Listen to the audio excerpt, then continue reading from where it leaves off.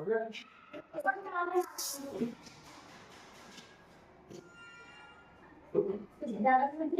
Okay,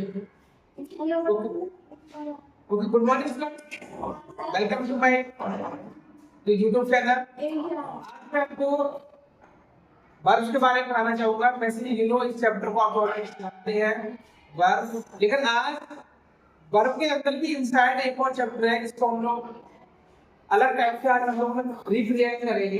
देखो verb हमारी तीन टाइप की होती है।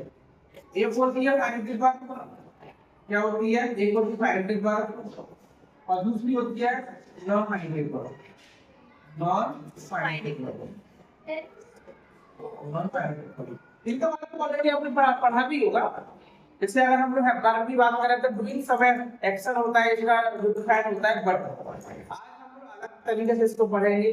तो देखो समझ लो, पहले मैंने लिखा था फाइनेटिव में कुछ क्या है, पहले आप ये समझ लो।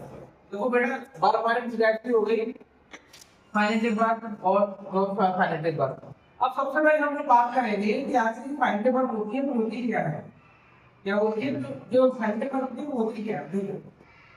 हम लोग बात करेंगे कि उसका जो डिफाइन है हम लोग बोल सकते हैं कि जो वर्ब सब्जेक्ट के अकॉर्डिंग आती है उनको हम लोग बोलते हैं फाइनेटिव वर्ब। फाइनेटिव वर्ब का दूसरा भी नाम है हेल्पिंग वर्ब। इसको हम लोग हेल्पिंग वर्ब के नाम से भी जानते हैं।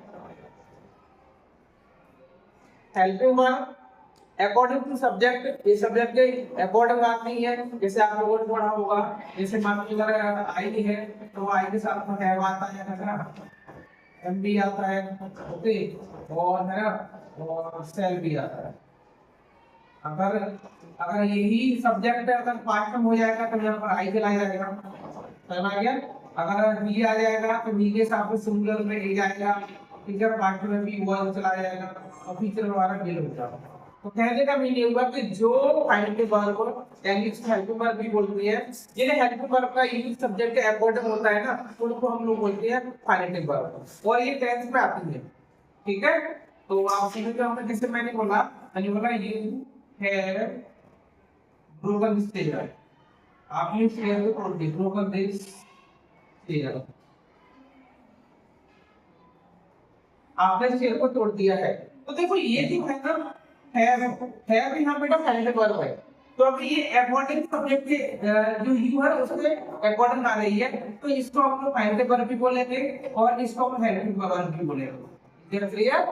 तो हमारी यानी कि जो वर्ब सब्जेक्ट के अकॉर्डिंग आती है उनको हम लोग बोलते हैं फाइनेटिव वर्ब। चलिए अगला मैंने पॉइंट कराया था कि नॉन फाइनेटिव वर्ब। अब देखो समझ में नॉन फाइनेटिव वर्ब होती क्या है।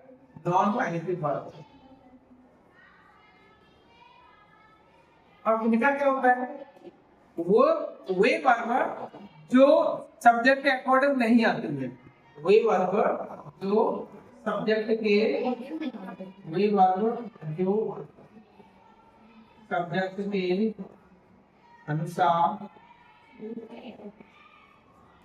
अनुसार नहीं आती है।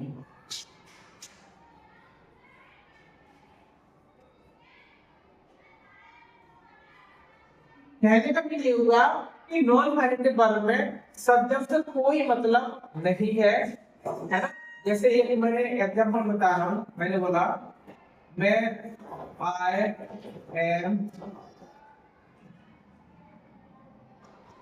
Going to see the Taj, उसने बोला मैं ताजमहल देखने के लिए जा रहा हूँ। तो जब यहाँ आई के हिसाब से एम तो आ गया, एम तो हमारी फाइनेटिव वर्ब हो जाएगी, लेकिन दूसरी जो वर्ब है ना सी ये सी अकॉर्डिंग नहीं आई है, आई के अकॉर्डिंग नहीं आई है, तो ये सी है हमारा, इसको हम लोग बोल देंगे नॉन फाइनेटिव वर्ब। क्या बोलेंगे? Non finitive verb. क्लियर होगा? अब अगर इसी को सिर्फ हम लोग मैं बोलूं तो मैं बोला he is going to see the Taj, Taj में देखने के लिए जा रहा है। तो आप लोगों ने क्या देखा अभी? यहाँ आई के हिसाब से एम आ गया, यहाँ बी के हिसाब से इज आ गया, यहाँ भी पहले भी सी था और यहाँ भी सी है। तो कहने का मीनिंग हुआ इन दोनों पर कोई फर्क नहीं पड़ा है। तो वो वर्ब जो सब्जेक्ट के अकॉर्डिंग नहीं आती है उनको हम लोग बोलते हैं नॉन पर्सनेटिव वर्ब। क्या बोलते हैं? Non personative verb. अब ये इसके हम लोग टाइप्स की बात करेंगे। समझिएगा टाइप्स क्या होते हैं। टाइप्स क्या होते हैं? तो बेटा इसके तीन टाइप्स होते हैं, आपने पढ़ा भी होगा। एक हो गया हमारा इंफिनिटिव, दूसरा हमारा हो गया जीरंड, और थर्ड हमारा हो गया पास्ट। ये आपने पढ़ा भी होगा।